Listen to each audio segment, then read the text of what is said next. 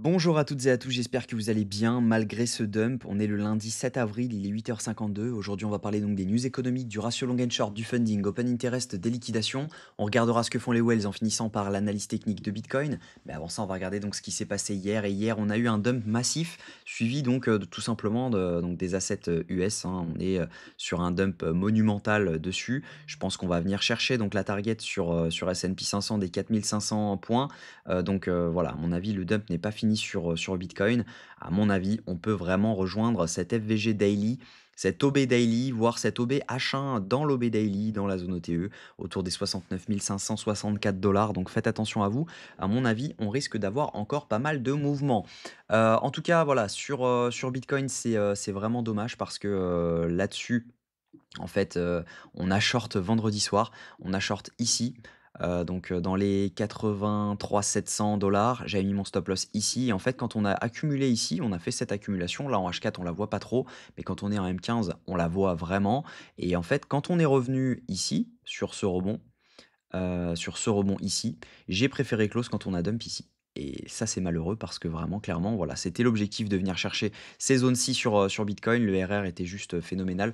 On était sur un RR de 9. Donc voilà, c'est bien dommage. En tout cas, les plans restent bons, l'analyse reste bonne. C'est simplement des biais psychologiques là sur le fait de faire des réglages en mode il faut s'adapter au marché, il y a de la volate, mais il vient pas forcément chercher toujours les liquidations. Donc il faut savoir rester en trade. Donc maintenant, voilà, il y aura plus de BE, il y aura plus de quoi que ce soit sur les trades. C'est quand on rentre, on reste en trade, soit SL, soit on va à la zone, parce que 90 du temps, on va à la zone. C'est simplement un biais psychologique qui fait qu'on coupe plus tôt. Clairement, voilà, ça va être fini là-dessus.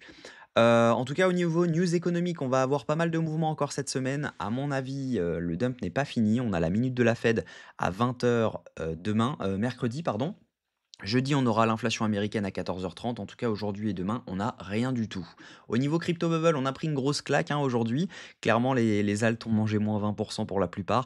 On voit Solana moins 18%, etc. C'est bien la journée, c'est pas la semaine. Si je vous mets la semaine, c'est pire. Et si je vous mets le mois, bon bah clairement, voilà, on fait une dépression. On est sur des moins 30, moins 40, moins 50% sur les alts. Clairement, ça fait mal. Et sur l'année, bon bah voilà, on est sur des moins 80% pour certains. Donc clairement, voilà, ça fait mal en spot. Au niveau, liquidation, ce qu'on voit, c'est qu'on a pas mal de gens à venir chercher quand même au nord, même si voilà, là, c'est une panique totale, c'est le spot qui vend. Il faut quand même savoir un truc, c'est que quand on va avoir un bottom de posé, on a vraiment énormément de liquidation à venir chercher au nord. Donc par conséquent, il y a des chances de venir chercher très, très haut, très, très vite, si jamais on commence à rebond. En tout cas, ce n'est pas pour tout de suite parce qu'on n'a pas de setup, donc de longue.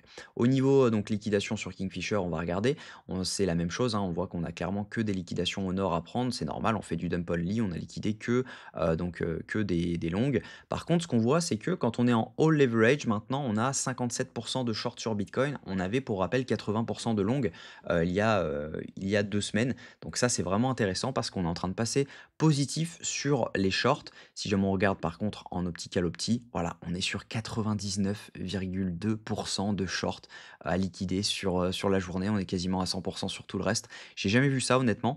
Et si jamais on regarde donc au niveau liquidation sur Bitcoin, sur toutes les liquidations, on voit que, bah, on a encore des clusters à venir prendre jusqu'aux 70 000, jusqu'aux 66 000 dollars. Donc clairement, voilà, on a du monde à venir prendre et sinon on a un rebond possible si jamais on avait un rebond dans les 85 600 dollars actuellement. Au niveau liquidité, bah, on voit que le prix va être protégé quand même. Là, ça va être dur d'aller beaucoup, beaucoup plus bas. On voit qu'on a des gros ordres d'achat à venir prendre, mais voilà, on n'a pas grand-chose à la hausse, donc le rebond pourrait être violent. Mais voilà, il faut vraiment avoir en considération de trader la tendance parce que ça peut quand même aller encore un peu plus bas. Si jamais on regarde ce que font la majeure partie des gens au niveau funding open interest, ce qu'on voit, c'est que ce sont plutôt des longues qui sont en train de s'ouvrir dernièrement. On a eu pas mal de shorts qui se sont ouverts ici, pour être honnête avec vous. Ici, on a eu pas mal de shorts qui se sont ouverts. Juste là, on voit donc baisse de l'open interest avec une hausse des funding juste ici.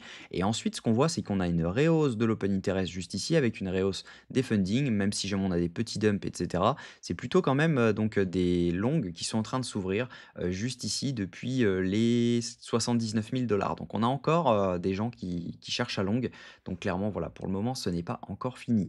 Au niveau de ce que font les whales actuellement accumulent. C'est plutôt rare pour un dump comme ça. Logiquement, c'est elles qui le provoquent. Là, on est plutôt sur un dump des micro whales qui sont en train de vendre tous leurs spots en panique totale et les retails, eux, sont en train d'acheter, ce mouvement baissier. Donc ça, c'est vraiment intéressant parce que clairement, d'habitude, c'est plutôt l'inverse. On a des retails qui paniquent, des wells qui sont en train de vendre alors que voilà, les micro wells ne font pas grand-chose et voir à un moment, elles propagent ce mouvement haussier. Donc c'est plutôt intéressant de voir ça. Donc ce que je pense, c'est que techniquement, on peut rejoindre la zone. Là, on est dans une zone quand même qui est clé. On est en train de retester l'ancien ATH. Je vais mettre en daily. On est en train de retester donc l'ancien ATH qui se trouve autour donc des 73 873 $. On est actuellement dans l'OBH4 qui a l'air de tenir. On a un FVG en dessous, hein, donc autour des 74 000 $. On voit que le FVG daily, il est donc juste ici. D'ailleurs, il n'est pas assez prolongé. Il va jusqu'ici. Voilà. Donc on a un FVG daily qui est juste là, entre les 74 455 $ et les 70 500 $. On a 7 OB daily donc qui se trouve entre les 67 800 et les 72 750. Et dedans, on a un OBH1 qui est vraiment intéressant sur lequel on pourrait avoir un rebond. Donc hop, je vais aller vous montrer. On a un OBH1 là-dedans. Donc ça voudrait dire mèche de tout le FVG daily. Derrière, on remonte dans l'OBH1 et potentiellement, on pose notre stop loss dans les 66 000 $ et logiquement, on ne serait pas fil. Donc voilà, ça peut être vraiment intéressant comme zone. Si jamais on pose un bottom dedans, ça peut être vraiment sympa.